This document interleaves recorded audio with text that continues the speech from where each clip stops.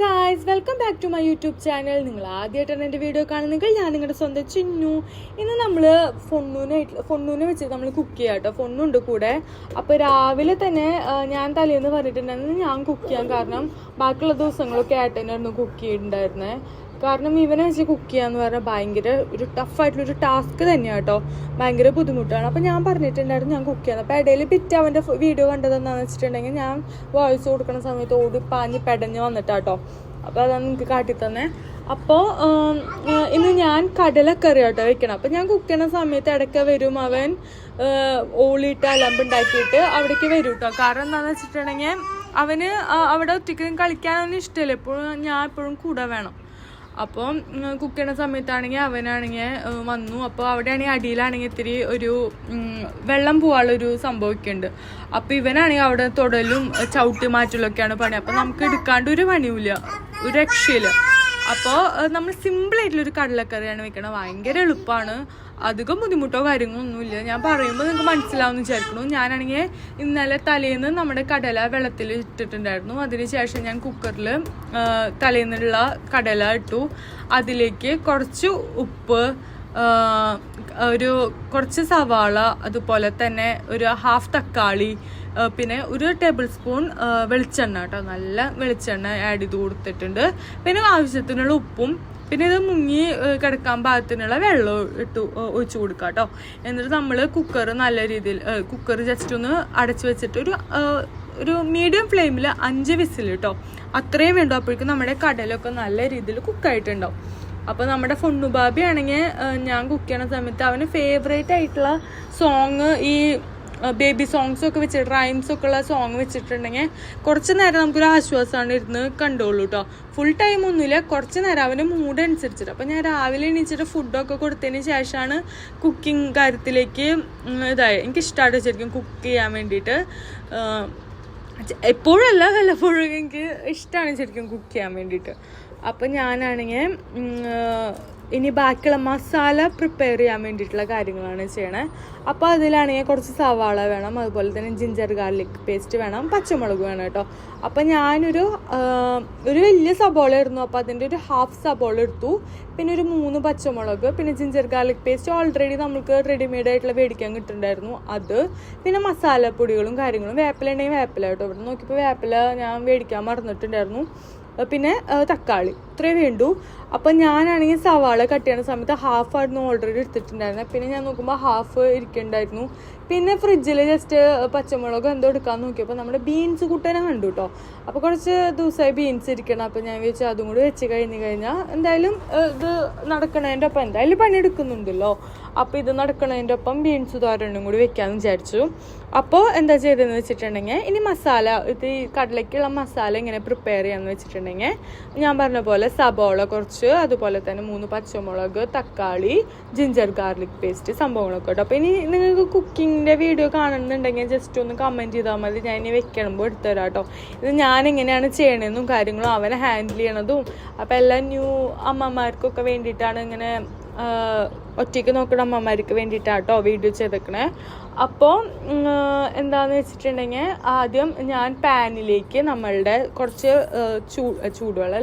വെളിച്ചെണ്ണ ഒഴിച്ചു കൊടുത്തു. വെളിച്ചെണ്ണ ഒഴിച്ചു കൊടുത്തതിന് ശേഷം അതിലേക്ക് നമ്മുടെ ജിഞ്ചർ ഗാർലിക് പേസ്റ്റ് ഇട്ട് കൊടുക്കുക.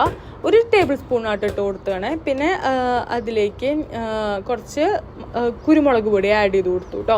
എന്നിട്ട് അത് നന്നായിട്ട് മിക്സ് ചെയ്തതിന് ശേഷം ജസ്റ്റ് ഒന്ന് വഴണ്ട് വന്നതിന് ശേഷം നമ്മൾ അതിലേക്ക് ഈ കട്ട് ചെയ്ത് വെച്ചിട്ടുള്ള സവാള ഇട്ട് കൊടുക്കുക കേട്ടോ. അപ്പോൾ ഞാൻ സവാള കട്ട് ചെയ്ത് വെച്ചിട്ട് ഒരു മീഡിയം ആണെങ്കിൽ ഒരു 2 സവാള കേട്ടോ.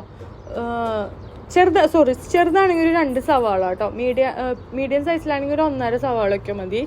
അപ്പോൾ അത് കട്ട് ചെയ്തിട്ട് ഞാൻ ഇട്ട് കൊടുത്തു. എന്നിട്ട് നന്നായിട്ട് സോട്ട് ചെയ്യാം കേട്ടോ. നന്നായിട്ട് എന്താ പറയുക, എല്ലാം കൂടിയിട്ട് ഒന്ന് മിക്സ് ആയതിന് ശേഷം ഒന്ന് സവാള ഒന്ന് വെന്ത് വന്നു എന്ന് നോക്കുമ്പോൾ അതിലേക്ക് കട്ട് ചെയ്ത് വെച്ചിട്ടുള്ള 3 പച്ചമുളക് ഇട്ട് കൊടുക്കാം കേട്ടോ. അപ്പോൾ ഇത് ഞാൻ ബീൻസ് കട്ട് ചെയ്യുന്നതാണ്. ബീൻസിന് നന്നാക്കണം.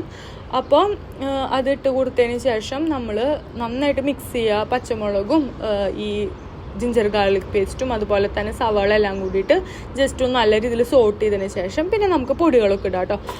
ഇതിൻ്റെ ഇടയിലേക്ക് കുറച്ച് ഉപ്പിട്ടാൽ മതി. കാരണം ഓൾറെഡി നമ്മൾ കടല വേവിക്കണേൽ ഇട്ടിട്ടുണ്ടായിരുന്നു. അപ്പോൾ ആവശ്യത്തിന് ഉപ്പ് നോക്കിയിട്ടും കണ്ടിട്ടും ആഡ് ചെയ്യാം കേട്ടോ. എന്നിട്ട് അതിന് ശേഷം എന്താ ചെയ്യേണ്ടതെന്ന് വെച്ചിട്ടുണ്ടെങ്കിൽ നമ്മൾ പൊടികളൊക്കെ ആഡ് ചെയ്യാം കേട്ടോ. അപ്പോൾ ഈ ഉപ്പനെ ആഡ് ചെയ്യുമ്പോൾ നന്നായിട്ട് മുരിഞ്ഞ് വന്നിട്ടുണ്ടാവും. മുരിയാൻ നിൽക്കണ്ട, ഒരു ബ്രൗൺ കളർ ആവണം വരെ കേട്ടോ. അപ്പോൾ ഇതിലേക്ക് നമ്മൾ ഇനി എന്താ ആഡ് ചെയ്യേണ്ടതെന്ന് വെച്ചിട്ടുണ്ടെങ്കിൽ പൊടികൾ ആഡ് ചെയ്യുക. ഒരു 1/4 ടേബിൾ സ്പൂൺ ടെർമറിക് പൗഡർ മഞ്ഞൾപ്പൊടി, പിന്നെ ഒരു table spoon Kashmiri chilli, 1/2 table spoon അല്ലെങ്കിൽ 3/4 ടേബിൾ സ്പൂൺ മുളക് പൊടി എരിവിനനുസരിച്ചിട്ടോ. പിന്നെ ഒരു 1/2 ടേബിൾ സ്പൂൺ ഗരം മസാല, പിന്നെ 1.5 ടേബിൾ സ്പൂൺ മല്ലിപ്പൊടി. ഇത്രയെല്ലാം കൂടിയിട്ട് ആഡ് ചെയ്തിട്ട് നല്ല രീതിയിൽ അതിൻ്റെ പച്ചമണം മാറണ വരെ നമ്മൾ ആഡ് ചെയ്തുകൊണ്ടിരിക്കുക കേട്ടോ. അപ്പം ഞാനാണെങ്കിൽ ഇടയ്ക്ക് യൂട്യൂബിൽ ഒക്കെ നോക്കൂട്ടോ, റെസിപ്പിയും കാര്യങ്ങളൊക്കെ ഞാൻ ഇടയ്ക്ക് നോക്കാറുണ്ട്. അപ്പോൾ നമ്മളുടെ വീണാസ് കറി വേൾഡ് ഉണ്ടല്ലോ, അതിലത്തെയാണ്, അടിപൊളിയാണ്. അപ്പോൾ എനിക്കിത് കുക്ക് ചെയ്യുമ്പോൾ വളരെ എളുപ്പമാണ്, പെട്ടെന്ന് നല്ല ടേസ്റ്റിലും സംഭവം കിട്ടും കേട്ടോ. അപ്പോൾ ഇങ്ങനെ ജസ്റ്റ് ചെയ്യും. പിന്നെ അതേപോലെ തന്നെ ഒന്നും ചെയ്യില്ല, നമ്മളുടെ രീതിയിൽ ഇത്തിരി വെറൈറ്റി ആയിട്ടൊക്കെ ചെയ്യും. അപ്പോൾ അങ്ങനെ കേട്ടോ. അതിനുശേഷം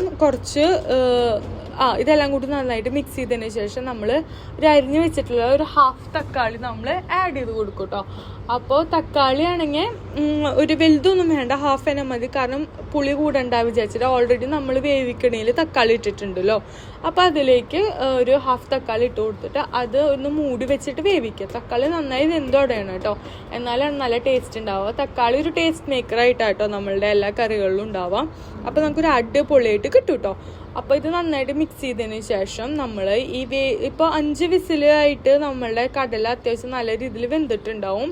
അപ്പോൾ കടല നമ്മൾ വേവിച്ച് വെച്ചിട്ടുള്ള കടല ഉണ്ടാക്കിയിട്ടുള്ള ഈ മിക്സിലേക്ക് ആഡ് ചെയ്ത് കൊടുക്കുക.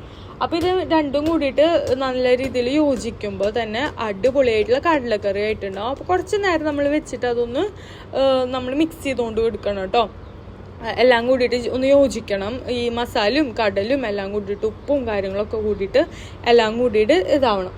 അപ്പോൾ ഞാൻ എന്താ ചെയ്തതെന്ന് വെച്ചിട്ടുണ്ടെങ്കിൽ അത് മിക്സ് ചെയ്തതിന് ശേഷം അതിലേക്ക് ഒരു 1/2 ടേബിൾ സ്പൂൺ വേണമെങ്കിൽ അതിലേക്ക് നമുക്ക് കുറച്ച് കുരുമുളക് പൊടി ആഡ് ചെയ്യാം. അതുപോലെ തന്നെ കുറച്ച് ഗരം മസാല ആഡ് ചെയ്ത് കഴിഞ്ഞാൽ നമ്മളുടെ കടലക്കറി, സ്വാദിഷ്ടമായ കടലക്കറി റെഡി. പിന്നെ ഞാൻ ബീൻസ് തോരൻ എന്താ വെച്ചതെന്ന് വെച്ചിട്ടുണ്ടെങ്കിൽ ഭയങ്കര എളുപ്പമാണ്. അത് ജസ്റ്റ് ഒന്ന് ബീൻസ് നമ്മൾ നോർമലി കട്ട് ചെയ്യണ പോലെ ചെറുതാക്കിയിട്ട് കട്ട് ചെയ്യുക. പിന്നെ അതിലേക്ക് കുറച്ച് സവാള വേണം, കുത്തുമുളക് വേണം, ഉപ്പ് വേണം, മഞ്ഞൾപ്പൊടി, ഇത്രയും വേണ്ടു.